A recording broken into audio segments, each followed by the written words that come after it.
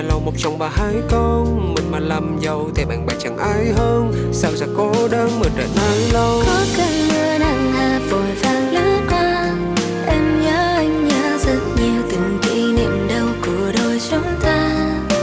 Ngày đêm muốn có anh kề bên, đôi mi nặng vương tận sâu hoa mắt em thấy. Đã vượt qua 2 năm ngày rời chuyến bay, khoảng trống khó thể lấp đầy, em luôn cô đơn một mình nắm tay. Em sợ mình yếu đuối, đời chờ chẳng thể nói.